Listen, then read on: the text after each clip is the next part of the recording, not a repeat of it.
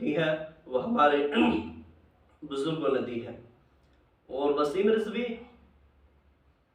भोंक भोंक कर कह रहा है, बार बार बोल रहा है कि 1400 साल पहले हमारे नबी सल्लल्लाहु अलैहि वसल्लम इस दुनिया के अंदर तशरीफ लाए और कह रहा है कि उन्होंने एक गुट बनाया जिसका नाम इस्लाम रखा। उन्होंने एक आतंकी गुट बनाया था। मेरा हिंदू समाज के पढ़े लिखे समझदार लोगों से ये कहना है कि आप बताइए कि हमारे नबी अलैहिस्सलातु वस्सलाम अब से 1400 साल पहले इस दुनिया में तशरीफ लाए और हमारे नबी अलैहिस्सलातु वस्सलाम ने जितने भी पैगाम दिए, जितने मैसेज दिए, जितने संदेश दिए, आप हमको ये बता दीजिए कि आपके नबी ने ये पैगाम गलत दिया है या ये मैसेज गलत दिया है। हमारे नबी ने क्या बताया? हमारे नबी ने हमको क्या पढ़ाया?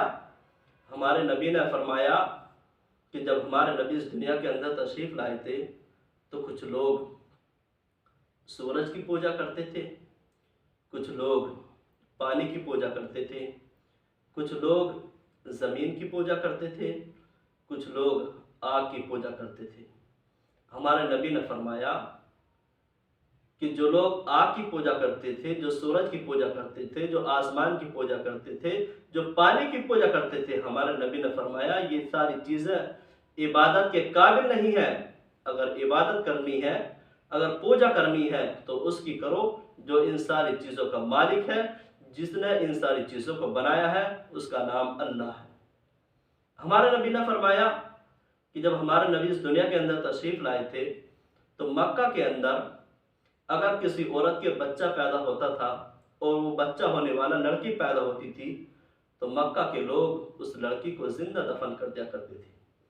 अगर किसी औरत का शौहर मर जाता था तो मक्का के लोग उसकी औरत को उसके शौहर के साथ जिंदा जला दिया करते थे।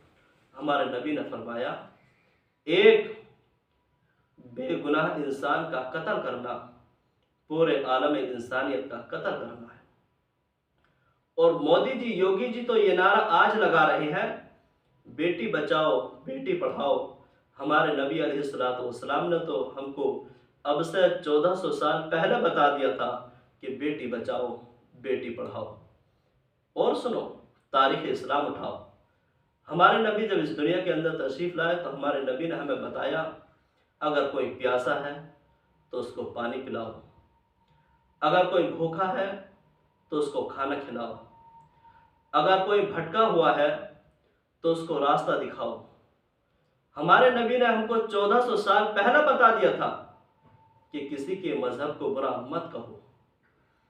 हमारे नबी ने हमको 1400 साल पहले बता दिया था कि कोई किसी की इबादत गाह को नहीं तोड़ेगा। हमारे नबी ने हमको 1400 साल पहले बता दिया था कि तुम जिस मुल्क में रहो अपने मुल्क से मोहब्बत करो, अपने मुल्क से प्यार करो। अपने मुल्क से मोहब्बत करना ये भी ईमान का एक हिस्सा है। तो मेरे भाई, और मेरे आका ने क्या फरमाया? हमारे आका ने बताया कि अगर कोई बीमार है, अगर कोई परेशान है तो उसकी आयादत के लिए जाओ, उसकी मदद करो।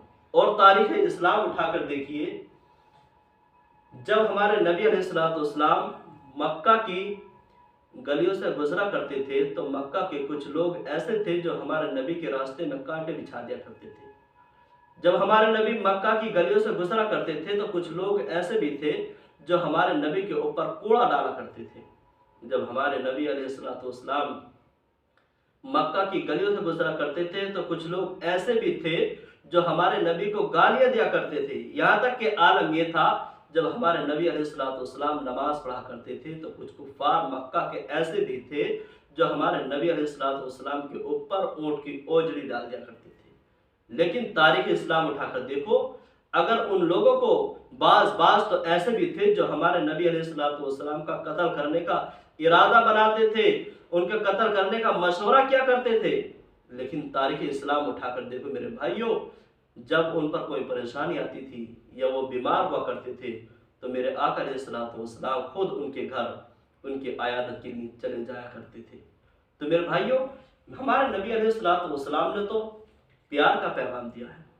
हमारे नबी अलैहिस्सलाम ने तो मोहब्बत का पैगाम दिया है। हमारे नबी अलैहिस्सलाम ने तो आपस में इत्तेफाक और इत्तेहाद रखने का पैगाम दिया है। हमारे नबी ने ये नहीं कहा कि तुम किसी के मजहब को बुरा कहो। हमारे नबी ने हमको ये नहीं बताया कि तुम दूसरे लोगों की इबादत गाह को तोड़ दो। हमारे नबी ने तो हमें इंसानियत का पैगाम दिया है। हमारे नबी ने तो हमको प्यार का पैगाम दिया है। हमारे नबी ने तो हमको मोहब्बत का पैगाम दिया है। और आज वसीम रिजवी मजहब इस्लाम के खिलाफ, कुरान के खिलाफ, मुसलमानों के खिलाफ जहर घोल रहा है, जहरीले अल्फाज बोल